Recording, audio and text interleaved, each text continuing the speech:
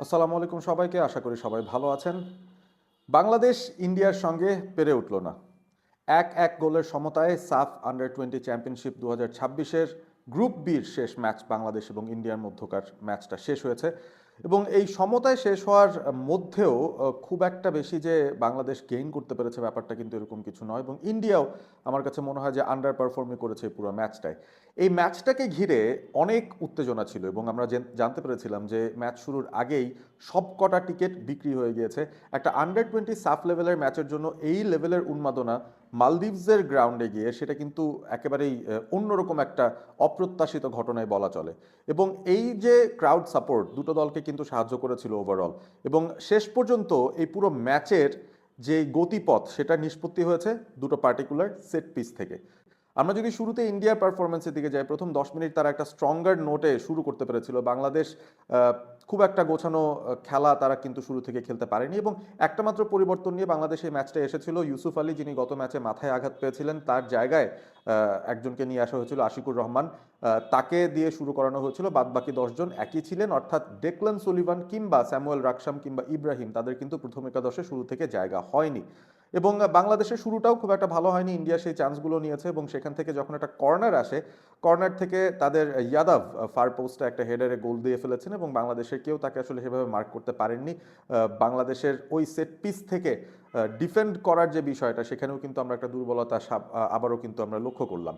তারপর বাংলাদেশ ফিরে আসার আপ্রাণ চেষ্টা করেছে। প্রথমার্ধে বাংলাদেশ কিছু সুযোগও তৈরি করেছিল এবং এই সুযোগগুলো আসলে তৈরি কিভাবে হবে সেগুলো নিয়ে যখন আমরা আলোচনা করতে যাই, আমরা ডেফিনেটলি দেখতে পারি যে বাংলাদেশ তাদের মিডফিল্ডটা সেভাবে গুছিয়ে আসলে উঠতে পারেনি এবং শুরু থেকে আবারও মোহাম্মদ মানিককে উইংয়ে নেওয়ার যে পরিকল্পনা ছিল, সেটাও কিন্তু বাংলাদেশের খুব একটা কাজে দিচ্ছিল না, কারণ ওই রাইট উইং পজিশন থেকে খুব একটা বেশি সাপোর্ট আমরা কিন্তু পাচ্ছিলাম না এবং মানিকের একটা গতির জায়গা থেকে আমার মনে হয় তার একটা ল্যাকিং ছিল, যে যে কারণে আমরা বেশ কিছু আক্রমণ যেটা সানাতে পারতাম সেটা বারবার ঘুরে ফিরে ওই ব্যাক পাস স্কোয়ার পাসেই আমাদের যেতে হয়েছিল, কারণ সামনের দিকে সেই অপশনগুলো আমরা তৈরি করতে পারছিলাম না। বিয়ন্ড দ্য ইন্ডিয়ান ডিফেন্স সেই রানগুলো আমরা মেক করতে পারছিলাম না। রোনান সুলিভান একটা গ্রেভিয়ার্ড শিফট দিয়েছেন। সাধারণত একজন স্ট্রাইকার যখন আইসোলেটেড হয়ে যান, যখন দলের বাকি সদস্যদের থেকে একটু বিচ্ছিন্ন হয়ে যান, সেই ব্যাপারটাই তার সঙ্গে ঘটেছে। অনেক দৌড়েছেন, অনেক এফোর্ট দিয়েছেন, তবে বলে খুব একটা বেশি টাচ কিন্তু তিনি পাচ্ছিলেন না, যেটা বাংলাদেশের জন্য খানিকটা সমস্যার কারণ হয়ে দাঁড়াচ্ছিল।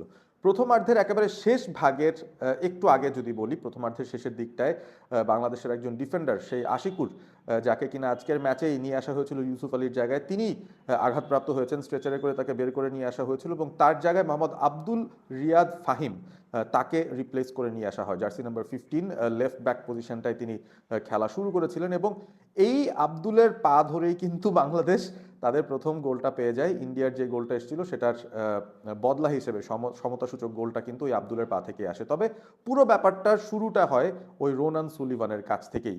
দিন শেষে শুরুতে যখন বাংলাদেশ কিছু কর্নার পেয়েছিল, সেই কর্নারগুলো নিচ্ছিলেন ফয়সাল, তবে সেই কর্নার থেকে কিন্তু ভালো ডেলিভারিগুলো আমরা পাচ্ছিলাম না। ডিবক্সের ভেতর ডেঞ্জারাস এলাকায় বলগুলো কিন্তু ফেলতে পারছিলেন না তিনি এবং সে কারণেই বাংলাদেশ সেখান থেকে গোল তৈরির সুযোগগুলো খুঁজে পাচ্ছিল না। তবে যখন রোনান সুলিভান তার ডান পা দিয়ে একটা কর্নার নিয়েছেন, ওই একটাই কর্নার তিনি পুরো ম্যাচের মধ্যে নিয়েছেন, নিজে যখন কর্নারটা নিতে গেলেন, তার যে ডেলিভারিটা ছিল অসাধারণ একটা delivery, pin point perfection, far পোস্টে বলটা তিনি ফেলেছেন। অরক্ষিত একটা জায়গায় দাঁড়িয়েছিলেন মোহাম্মদ আব্দুল, শুধুমাত্র বলে পা ছোঁয়াতে হয়েছে অন দ্য ভলি এবং সেখান থেকে বাংলাদেশ তাদের সমতাসূচক গোলটা বের করে আনে। দ্বিতীয়ার্ধ পুরো ৪৫ মিনিট এবং তারও পরের কিছু সময় মিলিয়ে দুই দলই অনেকটা অগোছালো ফুটবলই খেলেছে, নিজেদেরকে খানিকটা বাঁচিয়ে খেলেছে বলা যায়। খুব একটা বেশি ভালো ফুটবল আমরা দেখতে পারিনি দু দলের কাছ থেকে। বেশ কিছু পরিবর্তনও তারা করেছিল এবং শেষ পর্যন্ত সামুয়েল রাকসামকে বাংলাদেশ ইন করিয়েছিল। হাতে তখন ১৫-১৬ মিনিটের মতো বাকি এবং মিডফিল্ডে তখন তিনি খানিকটা গতির সঞ্চার করার চেষ্টা করছিলেন, একটুখানি ক্রিয়েটিভিটি দেখানোর চেষ্টা করছিলেন। মিডফিল্ডে বাংলাদেশের বিশাল বড় একটা সমস্যা হয়ে গেছে এবং আমার কাছে মনে হয় যে বাংলাদেশ এমন ধরনের একটা ফরমেশনে খেলছিল, অনেক সময় প্লেয়ারদের স্প্রেড আপনি যদি মাঠের মধ্যে দেখেন, আপনি দেখবেন, দেখে মনে হতে পারে যে বাংলাদেশ 5-0-5 ফরমেশনে বোধহয় খেলছে, যে ডিফেন্সিভ হাফে 5 জনকে পাবেন, আবার ফরওয়ার্ড লাইনে 5 জনকে পাবেন, মাঝখানের যেই 30 মিটার 35 মিটারের যেই জায়গাটা রয়েছে সেখানে কিন্তু একেবারেই ফাঁকা। তো ওই জায়গাটার মধ্যে আমার কাছে মনে হয় বাংলাদেশের ডেফিনেটলি উন্নতি করার জায়গা রয়েছে। আরও একটা বিষয় নিয়ে একটু আলোচনা করতে চাই, মাঠের কন্ডিশনটা নিয়ে একটু আলোচনা করা যেতেই পারে, কারণ আমরা দেখছিলাম যে দু দলের খেলোয়াড়রাই আসলে স্মুথলি বলটা পাস করার জায়গা জায়গা থেকে খানিকটা স্ট্রাগল করছিলেন, একটু আনইভেন বাউন্স ছিল, মনে হচ্ছিল যে মাঠটা আসলে একেবারেই পুরোপুরি ফুটবল ফ্রেন্ডলি ঘটনাটা এরকম নয়, যে কারণে আসলে যে গতিময় ফুটবলটা, যে ফ্লুয়েন্ট ফুটবলটা দু দলের কাছ থেকে আমরা এক্সপেক্ট করছিলাম সেটা কিন্তু তারা আসলে দেখাতে পারেনি। দিন শেষে যদি কিছু পয়েন্টে এই ম্যাচটাকে সামারাইজ করতে হয়, ম্যাচটা নিষ্পত্তি হয়েছে দুটো সেট পিস থেকে। ইন্ডিয়া তাদের কর্নার থেকে একটা গোল দিয়েছে, বাংলাদেশও একটা কর্নার থেকে গোল দিয়েছে, ওপেন প্লে থেকে ক্লিয়ার কাট ভালো অপরচুনিটিস বাংলাদেশ বা ইন্ডিয়া কেউই আসলে সেভাবে তৈরি করতে পারেনি। এবং দু দলেরই আমার মনে হয় সমস্যার জায়গাটা ওই মধ্য মাঠেই। আবারও এমনও হতে পারে বাংলাদেশ এবং ইন্ডিয়া দেখা করতে পারে এবারের সাফ টুর্নামেন্টটায়, কারণ বাংলাদেশ এবং ইন্ডিয়া দু দলই সেমিফাইনালে চলে গেছে। এই গ্রুপ বি থেকে ইন্ডিয়া গ্রুপ চ্যাম্পিয়ন হিসেবে গেছে শ্রেয়তর গোল ডিফারেন্সের কারণে। এবং ইন্ডিয়া তারা ভুটানের সঙ্গে ম্যাচ খেলবে, বাংলাদেশ তারা ম্যাচ খেলবে নেপালের সঙ্গে প্রথম সেমিফাইনালটায়। সুতরাং আবারও কিন্তু ফাইনালে বাংলাদেশ এবং ইন্ডিয়ার দেখা হওয়ার একটা সমূহ সম্ভাবনা আমরা দেখছি। এই ম্যাচ থেকে পাওয়ার কি রয়েছে? পাওয়ার এটাই রয়েছে যে আসলে দিন শেষে বাংলাদেশের সিনিয়র মেন্স ন্যাশনাল টিমও যেরকম পুরোপুরি হামজা নির্ভর হয়ে গেছে, হামজাকেই সেট পিস নিতে হবে, হামজাকে এবার সেট পিসের এন্ডে থাকতে হবে, এই কোয়ালিটির যে তফাৎটা বাকি খেলোয়াড়দের সঙ্গে সেটাও কিন্তু প্রতীয়মান হয়ে গেছে বলা যেতে পারে। রোনান সুলিভান আবারও একটা সেন্ট্রাল ক্যারেক্টার হয়ে উঠছেন বাংলাদেশের আন্ডার 20 টিমটায়। মাত্র দ্বিতীয় ম্যাচটা খেললেন, তার মধ্যেই তার 3টা গোল কন্ট্রিবিউশন।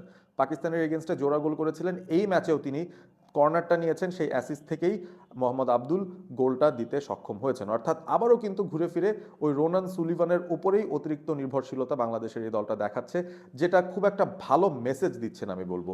এবং এই পুরো টুর্নামেন্ট শুরুর আগে যে প্লেয়ারদের নিয়ে অনেক হাইপ হচ্ছিল, ফয়সালের কথা বলা যেতে পারে ইন মিডফিল্ড, আমরা মোর্শেদ আলীর কথা বলতে পারি, যত সময় গড়াচ্ছে স্পেশালি আজকের ম্যাচটাতে তাদের দুজনকে কিন্তু সেভাবে খুঁজে পাওয়া যায়নি। বেশ কিছু মিস পাস তারা দিয়েছেন এবং তাদের স্বাভাবিক যেই খেলাটা, যেই ছন্দ নিয়ে তারা আসলে খেলেন, মোর্শেদ আলীর কথা বলতে পারি আলাদা করে, যে তিনি ওয়ান অন ওয়ান সিচুয়েশনে আগে কিন্তু ড্রিবল করে বেরিয়ে যেতে পারতেন। ওই জায়গাগুলোতে দেখছিলাম যে খানিকটা বেশি সাবধান হয়ে বাংলাদেশ খেলছিল এবং মোর্শেদ আলী স্পেশালি খেলছিলেন। তিনি তার ম্যানকে বিট করে যে যাবেন সামনে, ওই সাহসটুকু অন্তত খুব একটা বেশি দেখছিলাম না।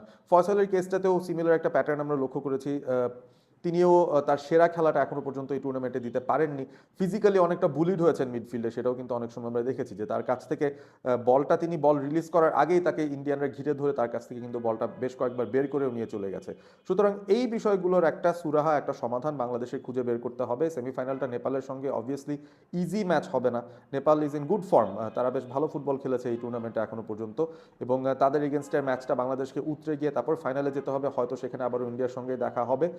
লেটস হোপ যে রোনান সুলিভানের উপর যে অতিরিক্ত নির্ভরশীলতা সেখান থেকে বাংলাদেশ যেন বেরিয়ে আসতে পারে।